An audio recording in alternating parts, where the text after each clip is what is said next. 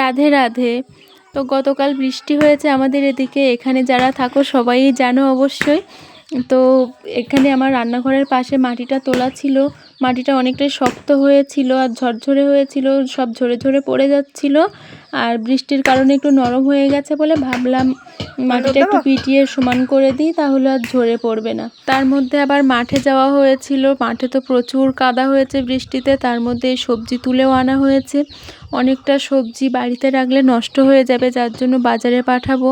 তাই এই যে বরবটিগুলো তাড়ি বেঁধে রেখে দিচ্ছিলাম সব। কিছুদিন এমন হয় বেশ টাইম ভিডিওগুলো ছাড়তে পারি, আবার কখনো কখনো এত কাজের চাপ পড়ে যে আমি টাইমলি ভিডিও দিতে পারি না।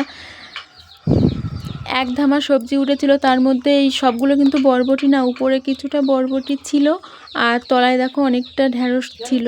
আমি কিন্তু ঘি খেতে খুব ভালোবাসি, তাই আমার শাশুড়ি মা দেখো ফ্রিজে দুধ রেখে রেখে মাখন তুলে রেখে দিয়েছিল, তাই আমাকে অনেকটা হয়েছে বাটিতে, তাই আমাকে দিয়েছিল।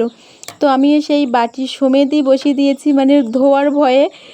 আমি ভাবলাম বাটিতে করে জাল দিলে এর থেকে আবার এটাই ধুয়ে নেব, হয়ে যাবে, কিন্তু তা তো আর হলো না। বাটিতে উপচে উপচে পড়ে যাচ্ছিল, তাই কড়াইতে দিয়ে জাল দিয়েছি। আর দেখো পুরো লাল করে নিয়েছি ঘিটা, মানে যত গাঢ় করা হবে তত এর সেন্টটা আসে ভালো। তোমরা দেখো একদম সর্ষের তেলের মতো লাল হয়ে গেছে, তারপরে ঢেলে নিয়েছিলাম।